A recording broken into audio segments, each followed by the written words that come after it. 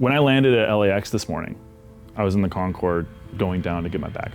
And I hear Karen Bass's voice saying, "Welcome to Los Angeles International. Los Angeles, the Hollywood capital of the world." Are we gonna be able to say that in a few years? Or about a month after the WGA strike started, we were almost at 80% unemployment. That basically stopped the industry altogether. Anything that was shooting because they still had scripts that were already purchased, stopped shooting because the actors were on strike. And that was last year. It was literally a neutron bomb for the film industry. I've worked in entertainment for about 20 years. The most I've ever gone without work was about 2 months. So to go a year was just so atypical that it really was starting to become concerning of what is going on. We're also seeing with the rising cost of everything that a lot of these studios are also outsourcing outside of the state, if not outside of the country, to produce programming in other countries where there's cheaper labor. It's kind of a mixture of a perfect storm of many things that are happening at the same time. Hollywood is facing an unprecedented downturn, causing many workers in the space to go without jobs right now. My guests today are David Graves, a film industry expert and member of IATSE Union, and Patrick Caligiuri, a Hollywood TV executive with over 20 years of experience. Today we'll discuss why Hollywood is facing this downturn and if there is a way out for the workers in this space. I'm Siyamak. Welcome to California Insider. David, it's great to have you back on. Welcome back. Thank you for having me on. Last time we had you on, we were worried about Hollywood leaving California. There's some big development in your space, in the film industry. Yeah. Can you tell us what's happening? Well, it's really not California versus Georgia or versus Louisiana anymore. It's really California versus the world, or actually the US versus the world. So we're entering a space now where we're competing on a global scale that we've never seen before. And we're suffering from a lot of countries practicing quantitative easing, or basically they're weakening their dollar.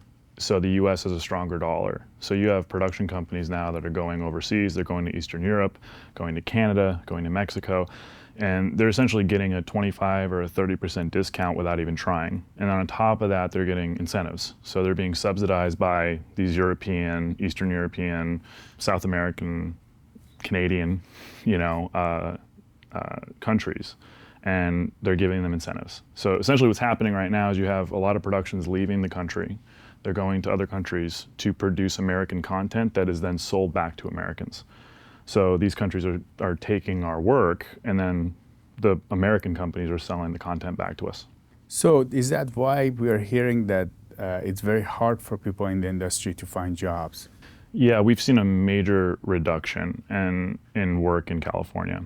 And in order to kind of explain that, we have to go back a little bit. So COVID-19 and the shutdown is really what kind of spurred this on. So in 2019, we had one of the best years ever. Film production was really rocking. It was rocketing. It was doing really well. And we were seeing about a 5 to 7% increase in production every year. You'd have that odd year. In California and in California specifically. And you have that odd year where, we'd have a little bit of a contraction here, or you have a slow year or whatever it was. But for the most part, the film industry has always kind of been recession-proof. Everyone's got enough money for cable, or everyone has enough money to go to the movies every once in a while. Even if you have hard times, you have kids, you want to go see that Disney movie, or, with streaming, it was a lot easier. You could just turn on a kid's movie and, kind of take your kids away from, economic hardship for a second, right? So everyone could afford that type of escape. So although when we would hit a contraction or hit a recession or something like that, the film industry felt it, we didn't feel it as much as other industries. So I hesitate to say that we were recession-proof, but there was a belief amongst most of us in the film industry that we were at least resistant to recessions. And so in 2019, we had a really great year. Then 2020 hit, and COVID-19. So we went from having a gangbuster year to basically being shut down, like every other industry. And during that time, we saw a major boom in streaming, and everyone's stuck at home. And so streaming subscriptions exploded. And the streamers didn't necessarily have the content. And if there was content, it wasn't licensed. And so, Netflix couldn't just show anything. They have to buy it or they have to lease it. They have to get that content on platform. And so there was this real big push for content, and we weren't making any. So they were buying it from wherever they could get it, buying international, whatever. They were trying to get as many eyeballs and subscriptions to platform as possible. And then we came out of COVID-19 under heavy restrictions. The film industry spent a lot of money, and we lobbied really hard to be able to, with heavy restrictions, start producing content again, so we could get our guys back to work. And we did a pretty good job of that. And that's something that I give the studios credit, I give the unions credit. They all kind of came together and they produced a product called the white paper, and it allowed us to go back to work under heavy testing. I mean, I remember I was being tested every day, twice a day, when we first came back.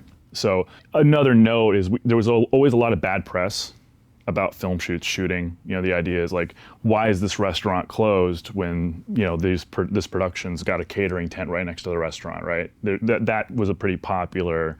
It's good, Hollywood is excluded from the shutdown.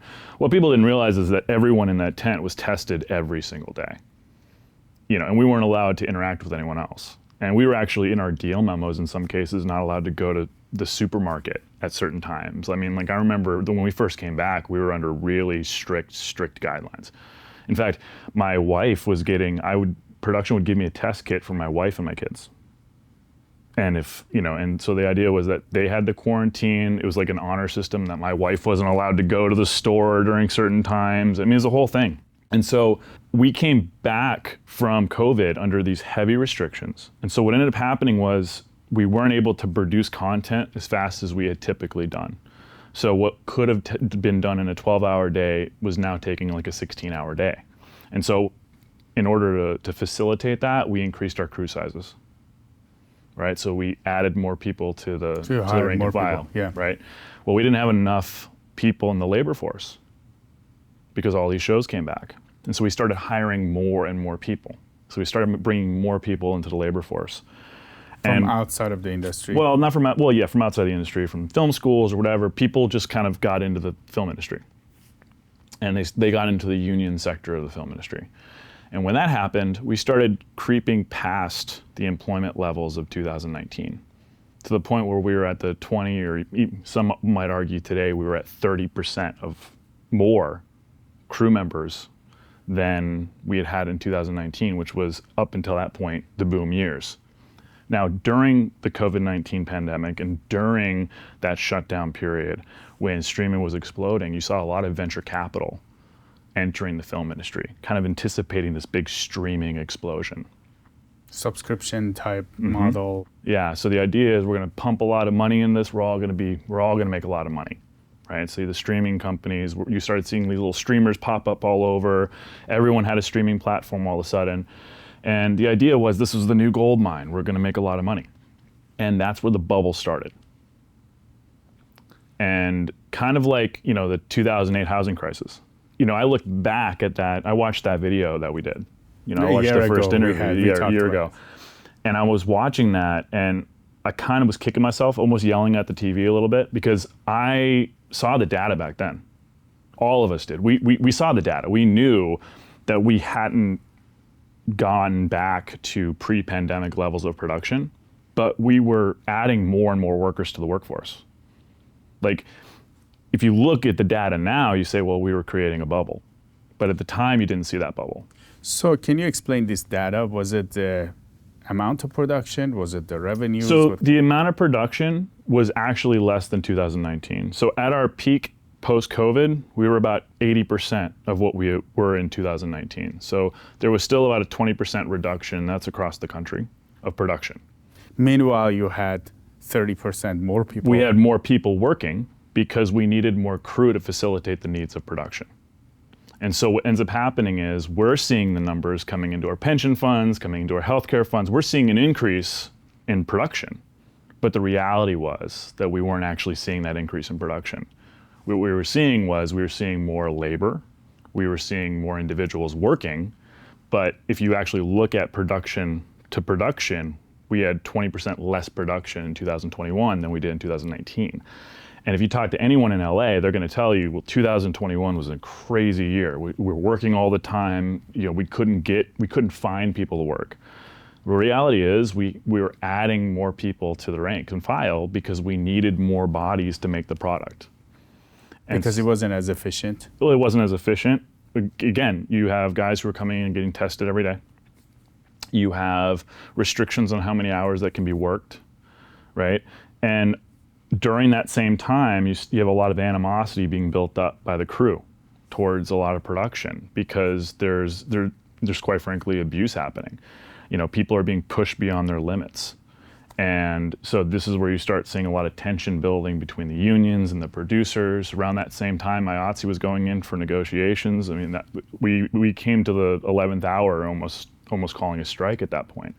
So there's a lot of things happening in that pivotal time from when COVID kind of took us all down to when we came back.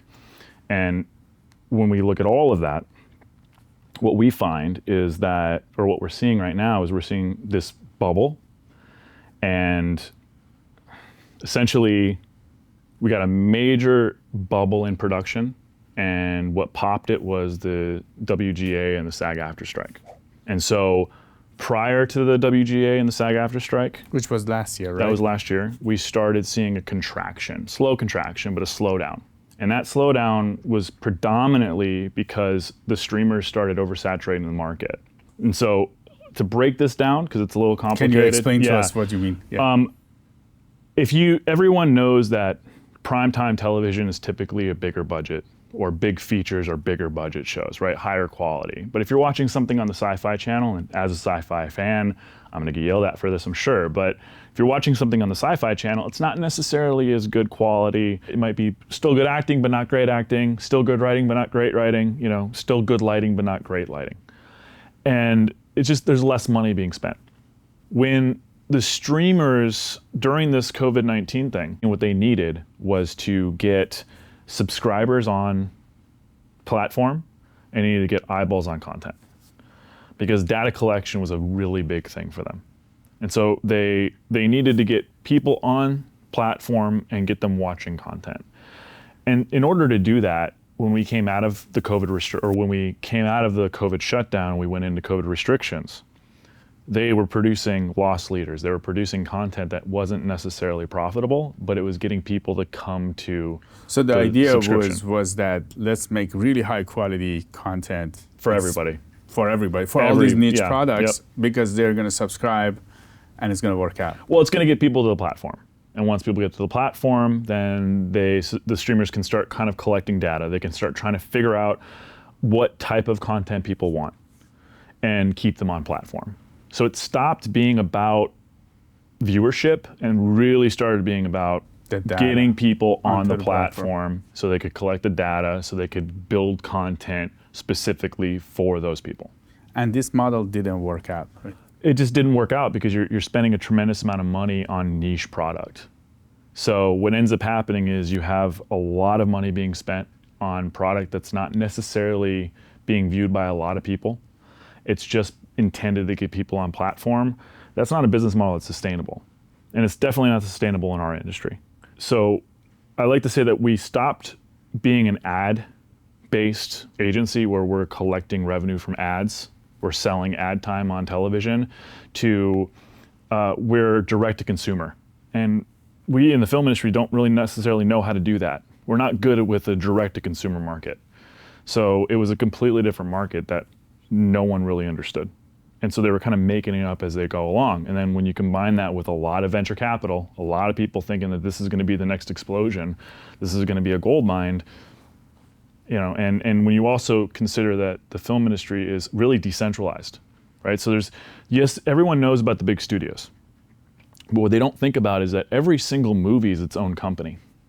So Top Gun's an LLC, right? So this big $100 million, $150 million movie is a company, and that company is bought and sold.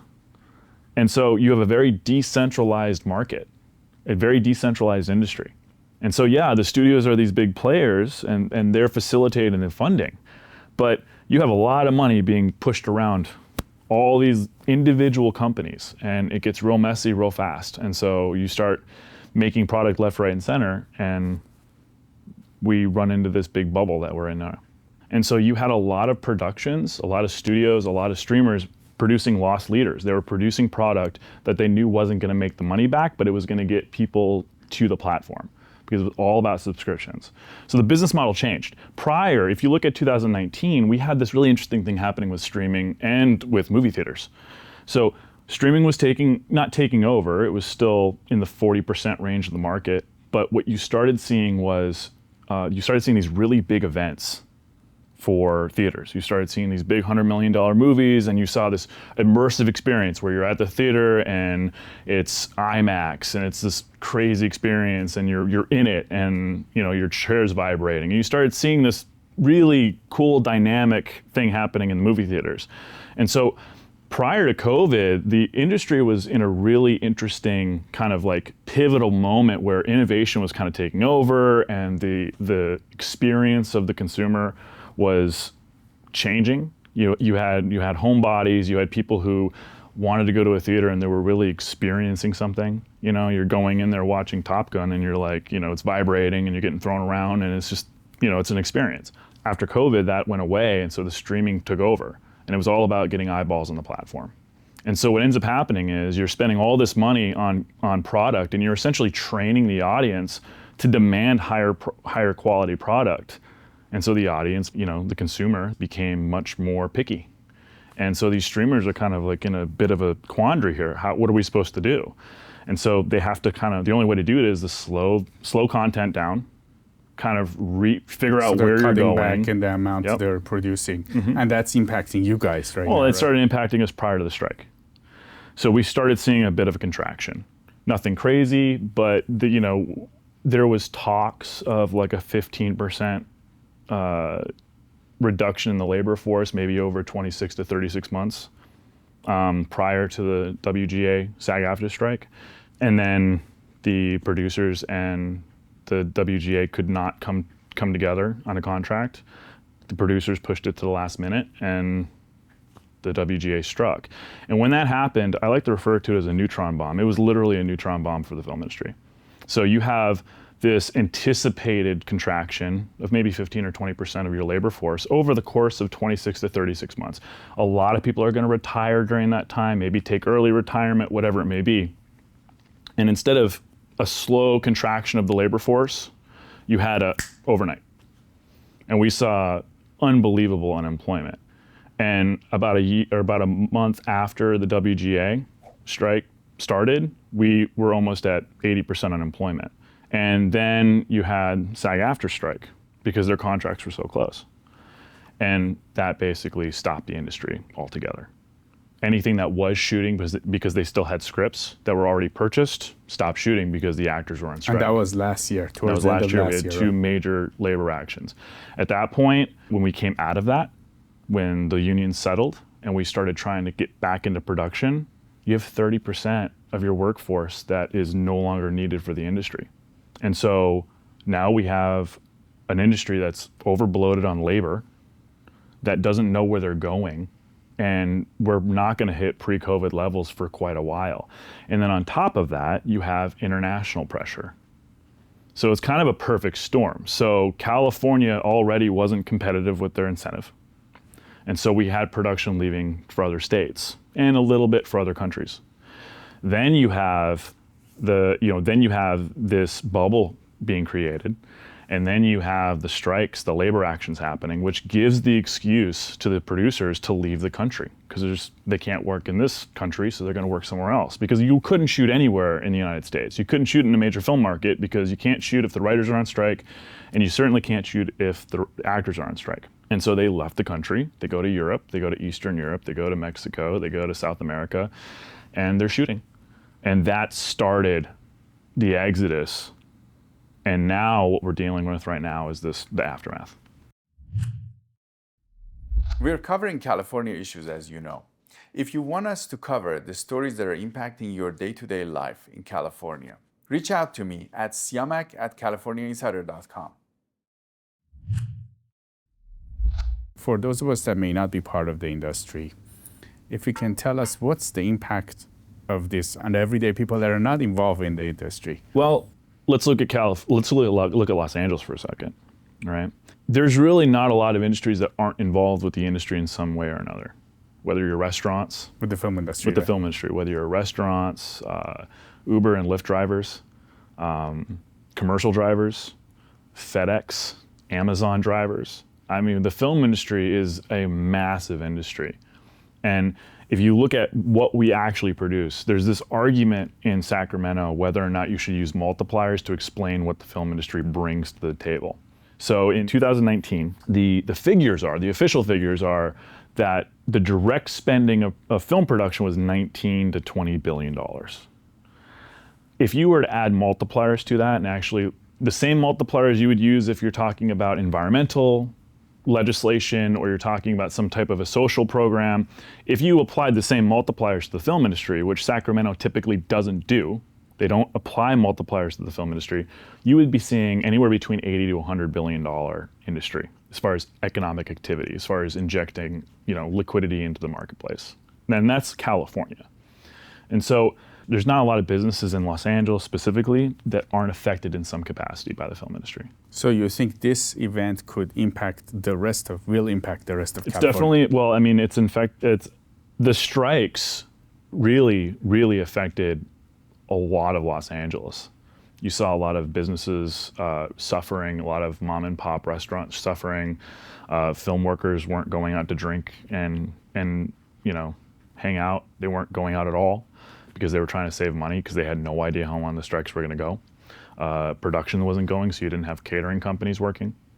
Trucks weren't rolling, so a lot of gas stations weren't selling as much diesel. I mean, it's a big industry. But more than that, why should the average Californian or the average American care about this? Because what happens in the film industry, we have a truncated timescale. I said this last time, and I'll say it again. What the film industry can do in days takes a normal brick and mortar weeks to do. What we do in weeks takes them years. What we do in years takes them decades. Because you get there, you set up, We're temporary. We're a temporary business entity. We come in, we literally drop $50 to $100 million over the course of 60 to 180 days, and then we leave.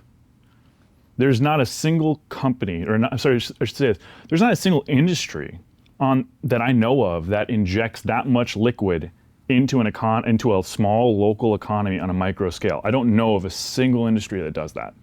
The film industry does. And so when we're producing, we're hiring security guards.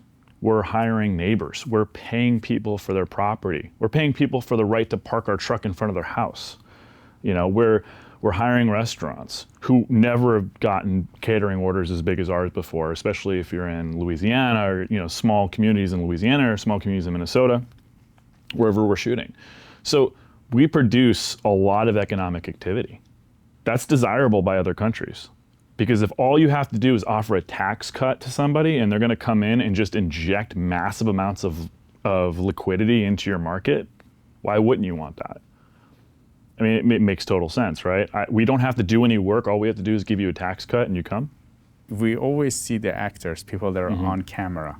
Yeah. What about the people that who is in this industry? I got that a lot, actually. I've been asked this a few times. When SAG-AFTRA struck, you saw Tom Hanks and you saw the big A-list actors down there on the picket line. But what you didn't see was the guy who barely makes $35,000 a year as a working actor. What you didn't see was middle-class Californians who are working actors, who are struggling to make ends meet. They were the ones that were suffering under these contracts. Not Tom Hanks, not these big A-list actors. It was these smaller middle-class Californians. So those are the ones that are affected. These are people who can't pay their mortgages. These are people who are struggling to make ends meet. These are people who are trying to figure out how to basically pay for their kids' lunches. There's no work in Los Angeles. And their options are find another industry, and that's a challenge because you're vested, you have pension, you have health care. And so where are you going to get a job? You're going to go to Home Depot and you're going to apply for a job when the manager at Home Depot knows that you're just going to go back to the film industry because you're invested in it. So they're going to onboard you, spend all this money, get you a job. It's not because film workers are lazy, but there's no viable jobs for them to get. So someone says, go get a job. Well, where are they going to get a job that's going to give them a job, invest in them, and expect them, and they're going to go right back to the film industry because they're vested. They have pension hours, they have health care. And so we're in this really weird situation where you have film workers who have put 20 years in and they're stuck. They don't have a way out, and there's no just transition for them. There's no safety net for them. And there's no job right now. And there's no job right now. So you can do what I do, which is travel. I've been in Los Angeles maybe 5 weeks total this whole year. I've been traveling, I've been on the road. So you could do that, but you're never gonna see your kids. You're not gonna see your wife or your husband or whatever. So is that viable? I've been in the business for 15 years. I have 15 years vested. That's 15 years of pension. That's 15 years of healthcare. What am I supposed to do? Walk away from the pension? Now, David, you are a big believer in this space. Yeah. You told us your story, and for those of our audience that didn't hear that, if you can tell us again, how does this impact you when you look at the situation the industry is in? So I'm kind of I guess if you want to say that the success story of the film industry, I'm the success story of the film industry. I was juvenile delinquent in northern Minnesota, come from a single mother household. The stereotypical kid from a trailer park, that was me. Getting in trouble, hanging with the wrong people, doing the wrong things. Came to California, got into the union. And the first year I was in California working non-union, I want to say I made like 30 grand. That was my whole year. I was struggling doing the couch surfing thing. Hard to live in California. Hard to live in California as a single guy in 30 grand when I got here. I can't imagine doing it now. And I got into the union. My first year I made $70,000. And then I had health insurance for the first time in my entire life. I never had health insurance. Aside from Medicaid that I had in Minnesota, I never had health insurance. So I went to the doctor for the first time. I got a physical, or at least the first time I can remember. And I got my teeth fixed. I went to a dentist. Completely changed my life. Fast forward, I got married. I had 2 kids. I had 2 cars. I had a home in California that I purchased. Literally the American dream. So yeah, I'm vested in this business because this business gave me my entire life. Without this industry, without the union, specifically without IATSE, I would not have what I have now. So yeah, my origin story, intrinsically connects me to this business, and I want to see it succeed. And the great thing about this business, one of the things I love about this business is it's not just about the economic activity, it's the soft power it gives the nation. People don't really give the soft power the credence it deserves, right? The American ideal, freedom, prosperity, equality, all of these things that we all love as Americans, we push this out in our content. We push this out in our movies. Those are messages that we put onto the world. So what's happening right now is we're losing our film industry. It's leaving the country. Like I said, it's not California versus Georgia anymore. It's the United States versus the world. And so do we want other countries like China to have the lion's share of production? Because that's what's happening. You have countries that don't share our ideology, don't share our belief structure, that are backing production content now. And you have American movies that don't show in China unless they edit the movies so that they can play in China. Propaganda in there. Yeah, so it's like, you already have this happening. Do we want content being produced by other countries that don't share the same views as we do, and then we're just buying it back from them? That's what's happening. We're offset, we're shooting our content out, we're making it somewhere else. We're abiding by that government's rules, by their regulations, by their subsidy rules, and then we're ingesting it back in the United States. Doesn't make any sense. When you mentioned that they're producing, that the film industry is going offshore, they're going outside of the country to other countries, are the movies looking the same? Do they use the American actors, or does it feel foreign, or not at all? No, they're not.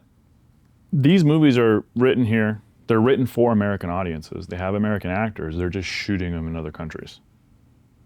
So, these movies are being literally shot in other countries, and then the sold audience back wouldn't to the even US. know that this. The audience doesn't know it's shot The audience doesn't know it's shot in Prague. It's just shot in Prague. They wouldn't know unless they're looking at the credits and they see, oh, shot on location in Prague or wherever. So the audience doesn't know. The issue is that, and it feels like an American movie. It is an American movie. It's just not and made in even the America. visuals, like there's no difference. I mean, the thing is a studio is not going to go and produce a movie in another country if they're not getting similar quality. So that's not the issue. The issue is it's not being made by Americans.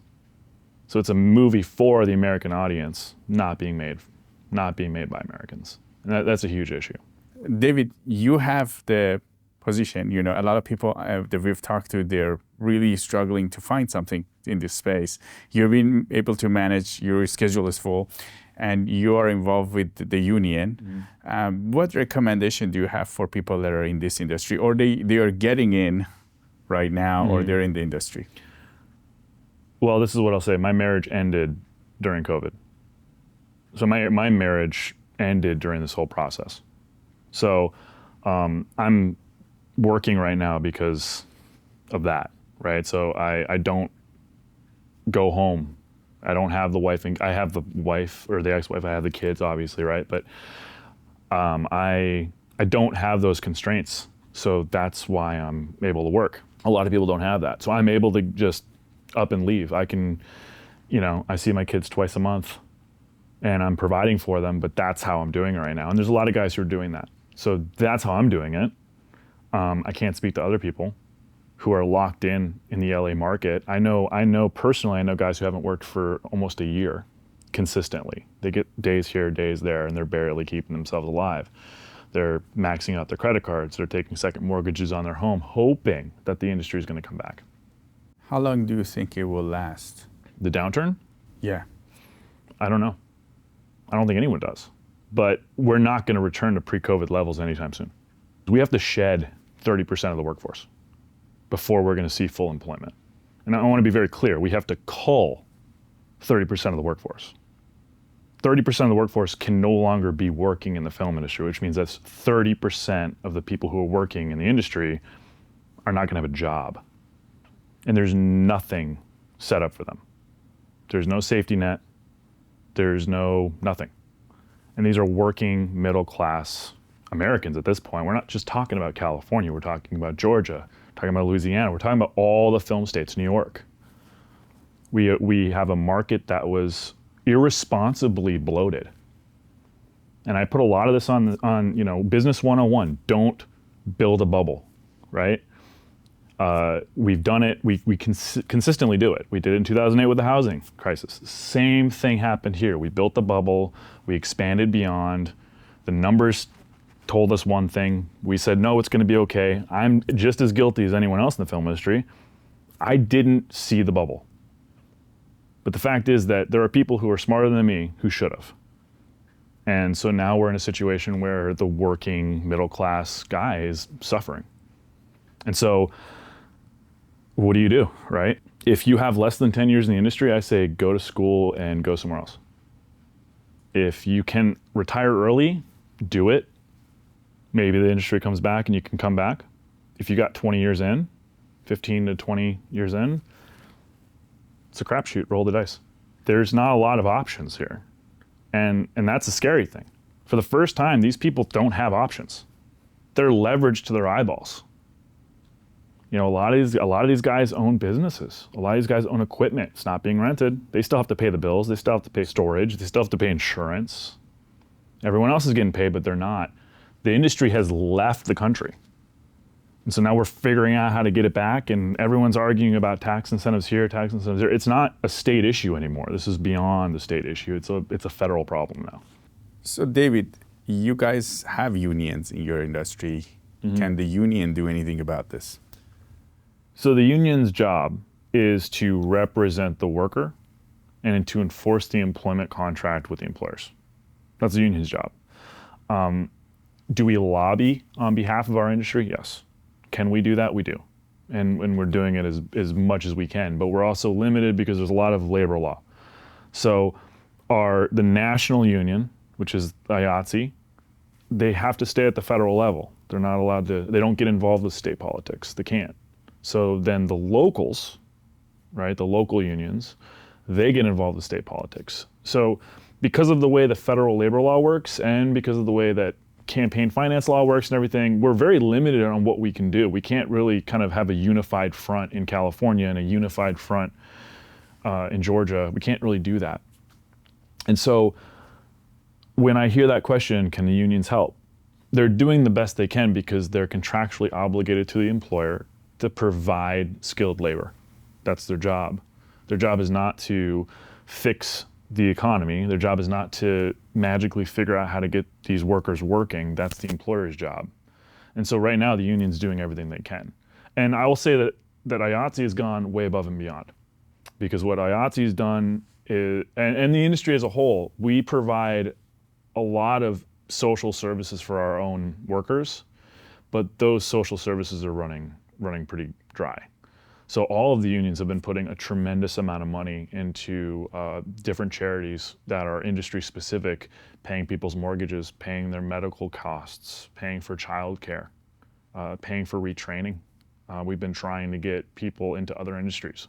So there is a lot we can do, and we're essentially going above and beyond. But the reality is that the union's doing their job. They negotiated the contract with the employer. They're representing the workforce, and they're enforcing the employment contract. The employer, they're the ones that are offshoring. The studios are the ones that are offshoring the jobs. So there's only so much we can do. You know, we don't dictate what product is made. We don't write the scripts. Well, some of us do, the writers do, but we're not the ones that are dictating how the business actually runs. And so that's a big issue for us. Do you have any other thoughts for our audience?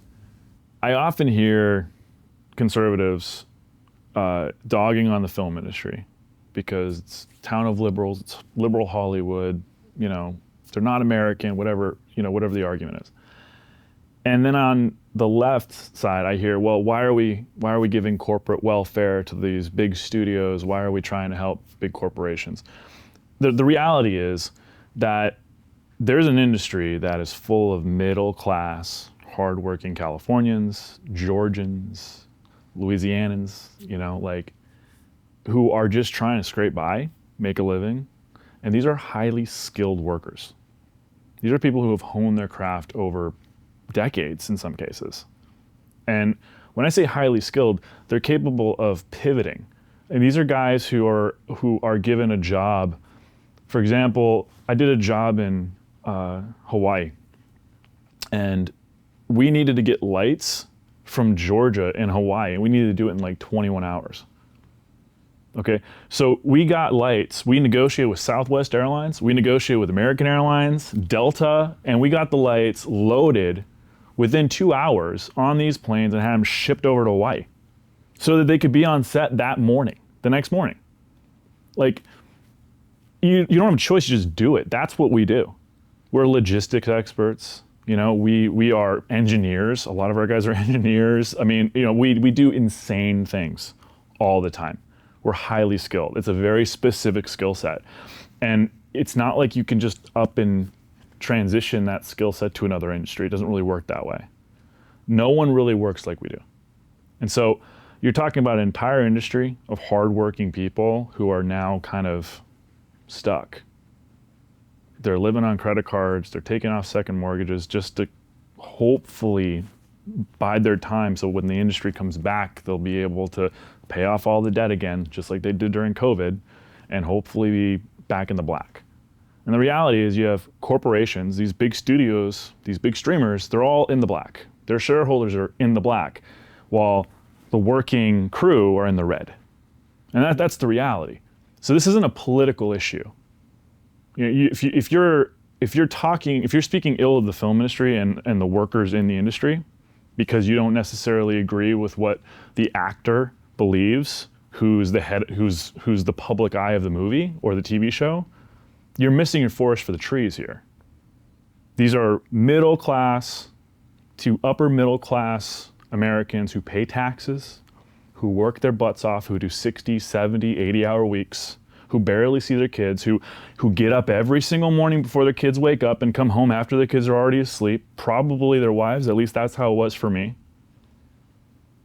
who I'm lucky if after doing a Fraturday, which is where you basically go to work at 2 p.m. on Friday and you get home at 3 or 4 a.m. on Saturday morning, hopefully I can get a few hours sleep before my son, who hasn't seen me for a week, wakes me up. That's what's happening. So this isn't a Republican issue or a Democrat issue. This isn't an ideological issue. If you have an issue with one of the actors or one of the producers who's getting political, that's not the issue. They're not the ones that are suffering. It's the working middle class crew. So now you're suggesting Congress to take action, and there's some legislation that you're working on? So I'm working on some legislation to get Congress to take action on the currency manipulation, which is happening right now. So you have countries that have weaker dollars, and they're giving extremely generous tax incentives to American film production. Well, American companies in general, but specifically American film production. And so we're outsourcing that. And so the legislation will hopefully stop that, or at least try to slow it down. The idea is that we can't compete.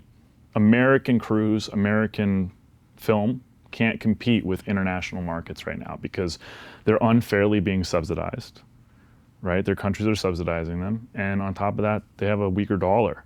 And so it's a no-brainer for a corporation to go over there and try to do business. And what's happening is that, film workers, again, those middle-class film workers, 2 cars, a house, a white picket fence, they're the ones that are suffering. And again, there's no exit strategy for them. They don't have that. They don't have this just transition. This is the same thing that happened in West Virginia. When the coal industry left, you had entire towns that were decimated.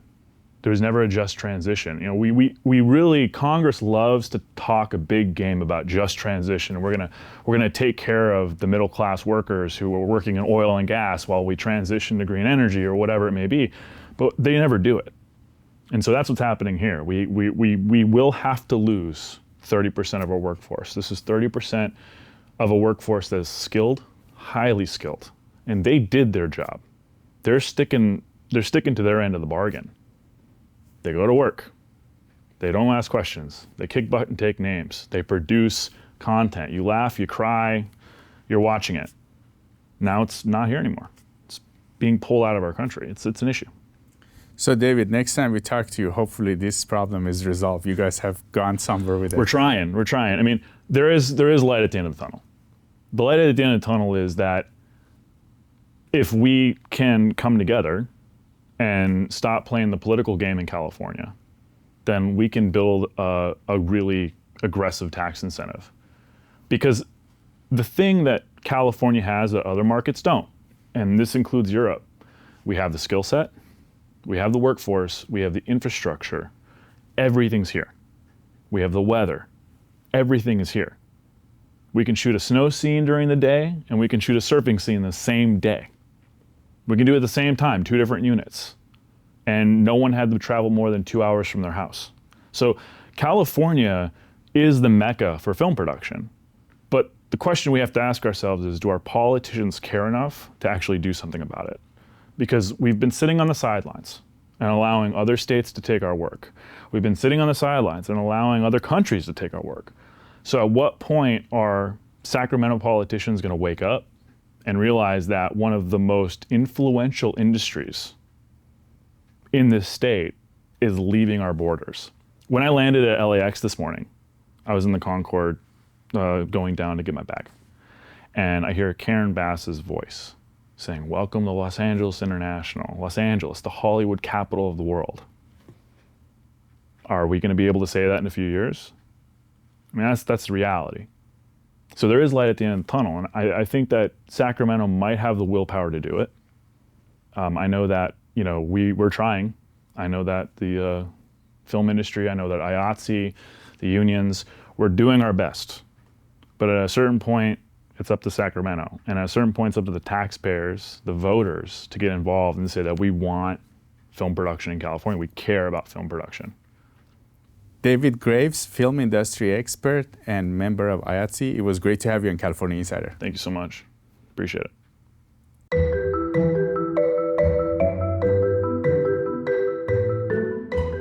Patrick, it's great to have you on. Welcome. Oh, thanks. Thanks for having me here.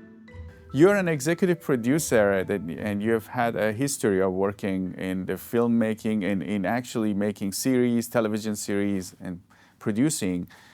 And we're hearing that there's a slowdown in the film industry and there's challenges. Can you tell us what's happening?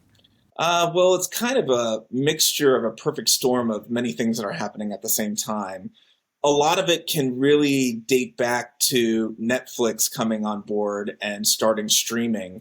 And during the pandemic, when COVID hit and everybody was kind of in their living rooms, a lot of other networks and platforms wanted to kind of copy what Netflix was doing because Netflix was killing it in the market at the time.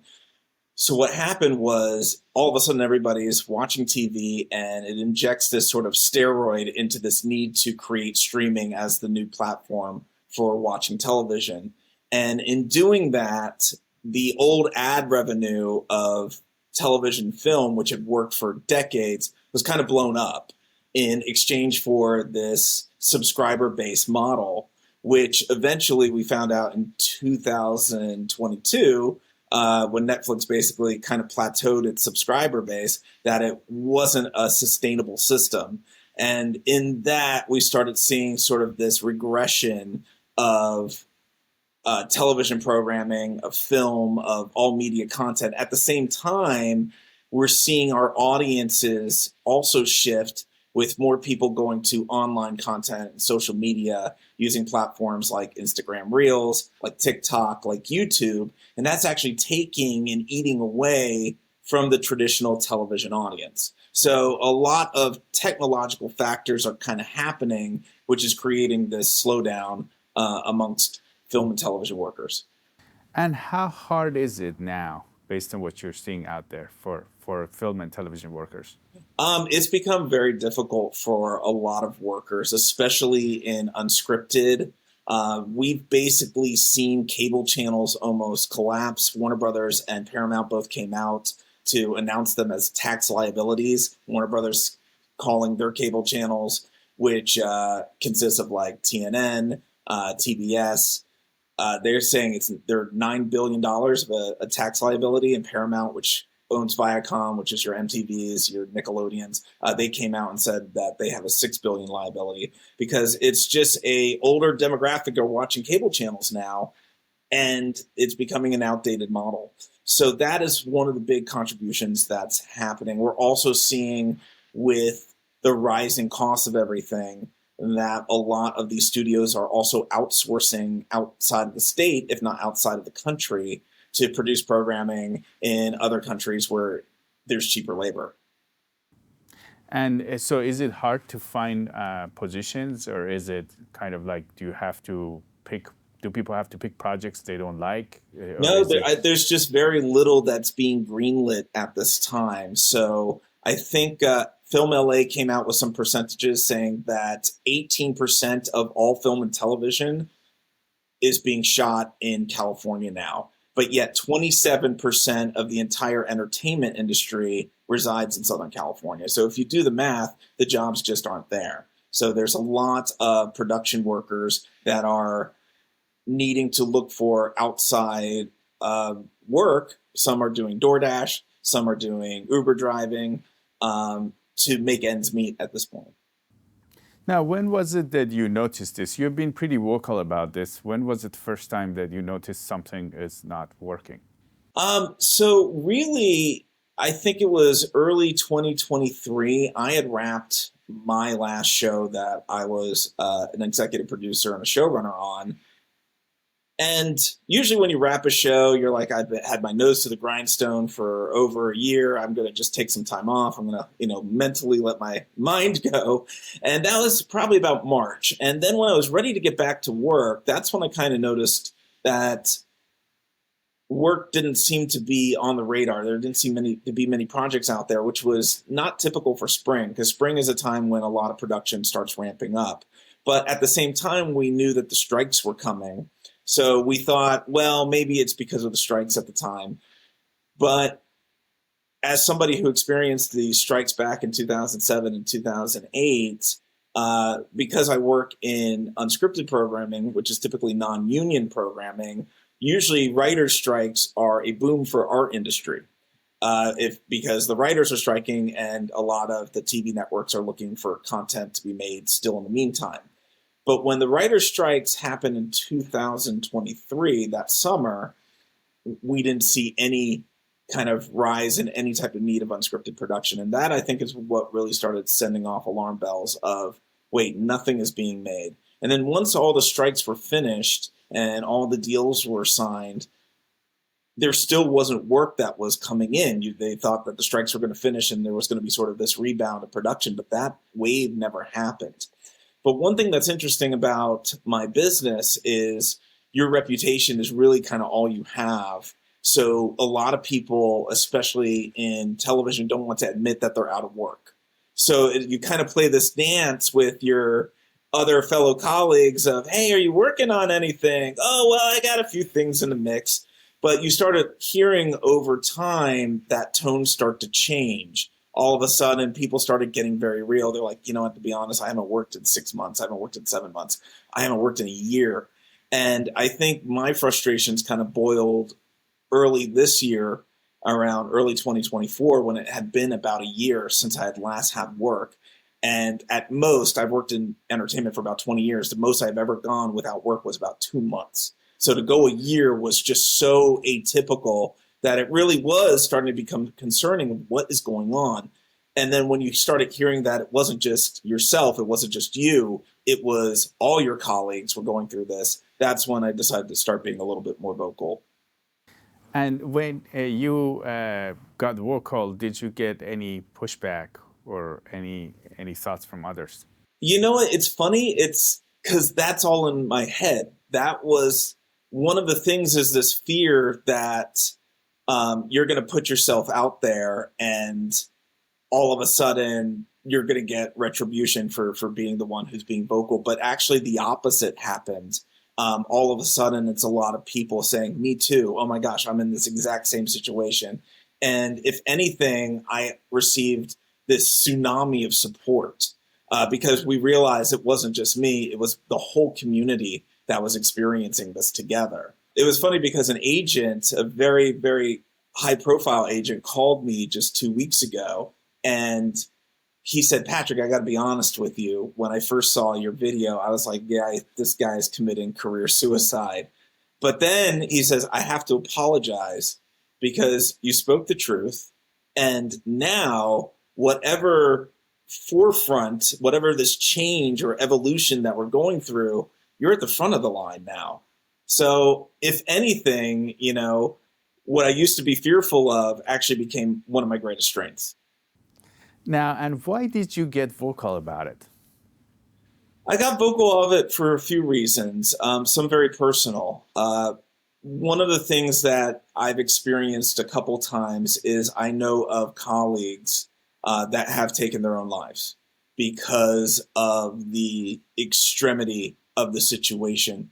But kind of what I said before was, because we work in an industry where we are so tied to our careers, we're on set 18 hours a day, not because we feel overworked, but because we're so passionate about this job. This has always been like that career that you aspire to have. So many people kind of identify as their jobs. And some people took that to heart when that started to seem like it was going to go away forever.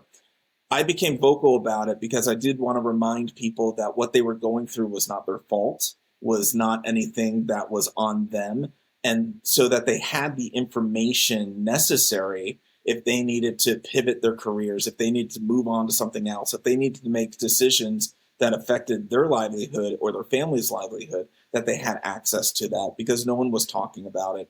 And as somebody who started their career in journalism, there's still like a little passion about standing up and speaking truth when truth needs to be told.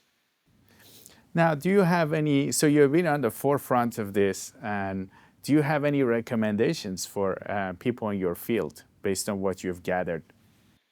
What we're seeing now is we're seeing sort of these creatives band together and start talking about the material we all want to make. A lot of people are starting to actually have real conversations about working for studios and their approach to the creative process, which is a lot of rinse and repeat, make another Marvel movie again. But you have all these creatives that want to make their own films and they want to make their own television shows. And they have these great ideas that keep getting passed up because a lot of these studios are risk averse now.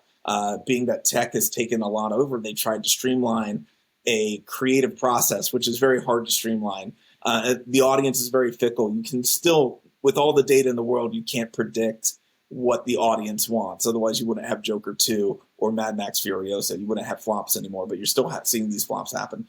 So what we're seeing now is this push towards a more independent movement where kind of what we saw in the early 90s, this indie scene of really kind of original filmmakers wanting to make their own projects, not always the $200 million movie, but we want to go back to making $2 to $5 million movies. You know, comedies that used to be so inexpensive to make, but used to generate hundreds of millions at the box office.